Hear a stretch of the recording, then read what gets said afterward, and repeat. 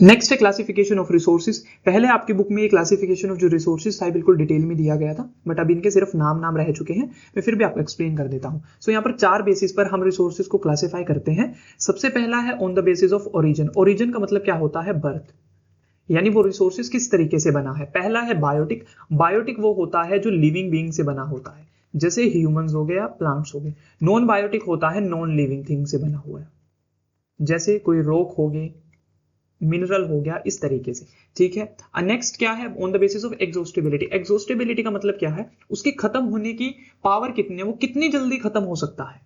ठीक है, वो कितनी जल्दी एग्जॉस्ट हो सकता है, खत्म हो सकता है। सबसे पहला क्या है? रिन्यूएबल है। रिन्यूएबल ऐसा रिसोर्स है जो शॉर्ट पीरियड के अंदर, जो खत्म होने के बाद जिसे हम रिन्यू कर सकते हैं शॉर्ट पीरियड के अंदर। यानी मान लो तुम्हारे पास पानी है, तुमने पानी पिया। अब जैसे हाइड्रोलॉजिकल साइकिल के थ्रू है, अब पानी तुमने पिया, वो नीचे जाएगा, फिर नीचे से क्या होगा? इवेपोरेट होकर, अब पानी वो इवेपोरेट होकर ऊपर जाएगा, फिर कंडेंस होकर वो पानी बनेगा, फिर वो प्रेसिपिटेट बारिश होकर दोबारा नीचे आ जाएगा। तो वो क्या है? वो रिन्यू होता जा रहा है। ऐसे सनलाइट बार बार रिन्यू होती जा रही है।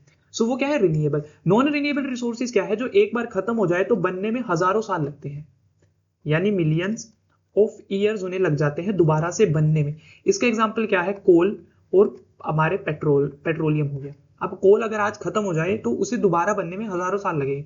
तो कहने का मतलब ये है, ये वो चीजें हैं जो खत्म होने के बाद दोबारा रिप्रोड्यूस हो सकती हैं बहुत शॉर्ट पीरियड के अंदर, और नॉन रिन्यूएबल वो हैं जिन्हें हजारों साल लग जाते हैं दोबारा बनने में। नेक्स्ट क्या है? ओनरशिप, यानी उनका मालिक कौन है। सबसे पहला क्या है? इंडिविजुअल, जो एक इंडिविजुअल के द्वारा होल्ड किए जाते हैं, जैसे मेरा घर मेरी कार। नेक्स्ट क्या है? कम्युनिटी, जो एक कम्युनिटी के, एक ग्रुप के लोगों के पास होती है, जैसे एक कम्युनिटी पार्क हो गया। ठीक है, एक रोड हो गई आपकी लोकल रोड। तो वो नेशनल क्या है? जो पूरे देश के होते हैं, जो सेंट्रल गवर्नमेंट के अंडर आते हैं, जैसे नेशनल हाईवेज हो गया, रिवर्स होगी, ये सारी चीजें। इंटरनेशनल रिसोर्स क्या होते हैं? जो किसी भी एक कंट्री के अंडर नहीं आते, इन्हें इंटरनेशनल इंस्टीट्यूट, जैसे यूएन हो गया, ये इस तरीके के इंस्टीट्यूट इन्हें चलाते हैं और इनसे परमिशन लेनी पड़ती है। On the basis of status of development, यानी उस रिसोर्स की कितनी डेवलपमेंट हो चुकी है, किस तरीके से हम यूज कर रहे हैं।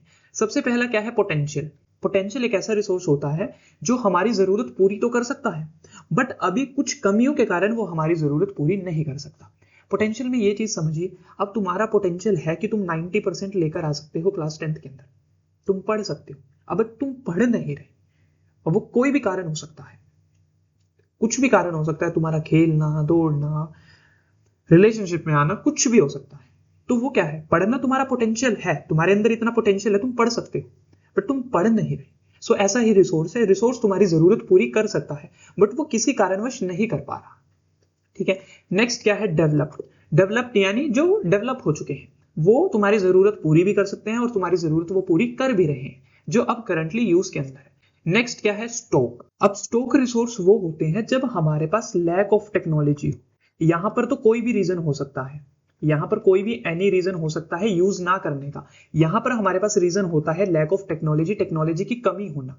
नेक्स्ट है रिजर्व्ड रिसोर्स। रिजर्व्ड ऐसे रिसोर्स हैं जो हमारी जरूरत पूरी भी कर सकते हैं और हमारे पास टेक्नोलॉजी भी है उन्हें यूज करने के लिए, बट अभी हम इन्हें यूज नहीं कर पा रहे क्योंकि हमने उन्हें फ्यूचर के लिए सेव कर रखा हुआ है। वैसे ये आपकी बुक में इतना डिटेल में नहीं है, सिर्फ नाम आपको याद करने हैं।